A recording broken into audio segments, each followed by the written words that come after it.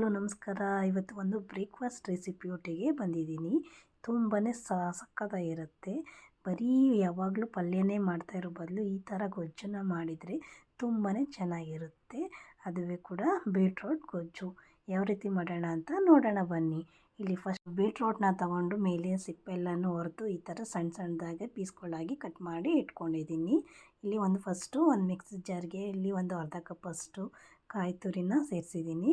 ಕಾಯಿ ತುರಿ ಸೇರಿಸಿದ ನಂತರ ಇಲ್ಲಿ ಒಂದೇ ಒಂದು ಬೆಳ್ಳುಳ್ಳಿ, ಒಂದೇ ಒಂದು ಚಿಕ್ಕ ಪೀಸ್ ಆಗುವಷ್ಟು ಚಕ್ಕೆ ಮತ್ತು ಶುಂಠಿ ಎರಡನ್ನೂ ಕೂಡ ಸೇರಿಸಿದ್ದೀನಿ. ಮತ್ತು ಕೊತ್ತಂಬರಿ ಸೊಪ್ಪು ಇದನ್ನ ಸ್ವಲ್ಪ ನೀರನ್ನು ಸೇರಿಸಿ ನೀಟಾಗಿ ರುಬ್ಬಿ ಇದನ್ನು ತರಬೇಕು.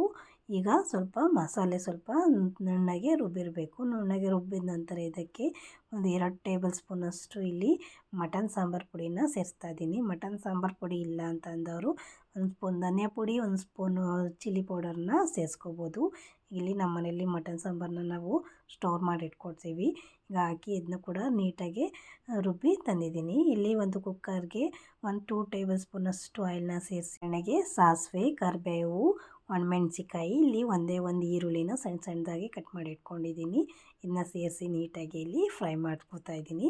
ಫ್ರೈ ಮಾಡಿದ ನಂತರ ಇಲ್ಲಿ ಸಣ್ಣ ಸಣ್ಣದಾಗಿ ಕಟ್ ಮಾಡಿದಂತಹ ಬೀಟ್ರೋಟ್ನ ಇಲ್ಲಿ ಸೇರಿಸಿ ಅದನ್ನು ಕೂಡ ನೀಟಾಗಿ ಈರುಳ್ಳಿ ಒಟ್ಟಿಗೆ ನೀಟಾಗಿ ಫ್ರೈ ಆಗಬೇಕು. ಫ್ರೈ ಆಗಿ ಇದು ಸ್ವಲ್ಪ ಕಲರ್ ಚೇಂಜ್ ಆಗಬೇಕು. ನೋಡಿ, ಇಲ್ಲಿ ಕಲರ್ ಚೇಂಜ್ ಆಗ್ತಾ ಬರ್ತಾ ಇದೆ.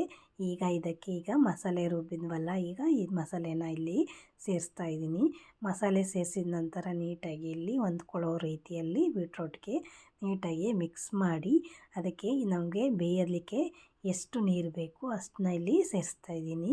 ಅಂದರೆ ಸ್ವಲ್ಪ ಗಟ್ಟಿಯಾಗಿ ಇರಲಿ. ಚಪಾತಿಗೆ, ರೊಟ್ಟಿಗಲ್ವ, ಚಪಾತಿಗೆ ರೊಟ್ಟಿಗೆಲ್ಲ ಸ್ವಲ್ಪ ಗಟ್ಟಿಯಾಗಿ ಸೆಮಿ ಗ್ರೇವಿ ಥರ ಇರಬೇಕು. ಅದಕ್ಕೆ ಸೇರಿಸಿದ ನಂತರ ಲಾಸ್ಟಲ್ಲಿ ರುಚಿಗೆ ತಕ್ಕಷ್ಟು ಉಪ್ಪನ್ನು ಹಾಕಿ ಇಲ್ಲಿ ಒಂದು ಕುದಿ ಬರೋವರೆಗೂ ಕೂಡ ಇಲ್ಲಿ ಕುದಿಸಿ ಒಂದು ಲಿಡ್ನ ಕ್ಲೋಸ್ ಮಾಡಿ ವಿಸಲ್ನ ತೊಗೋಬೇಕು. 2 ವಿಸಲ್ ತಗೊಂಡಿದ ನಂತರ ಬಿಸಿ ಬಿಸಿಯಾದಂತಹ ಬೀಟ್ರೋಟ್ ಗೊಜ್ಜು ತುಂಬಾ ಸಖತ್ತಾಗಿರುತ್ತೆ. ತುಂಬಾ ಟೇಸ್ಟಿಯಾಗೂ ಕೂಡ ಇರುತ್ತೆ. ಖಾರ ಖಾರವಾಗಿ ನೀವು ಒಂದು ಸತಿ ಟ್ರೈ ಮಾಡಿ. ನಿಮ್ಗೆ ಇಷ್ಟ ಆದಲ್ಲಿ ಪ್ಲೀಸ್ ಲೈಕ್ ಮಾಡಿ, ಶೇರ್ ಮಾಡಿ, ಸಬ್ಸ್ಕ್ರೈಬ್ ಮಾಡಿ. Thank you.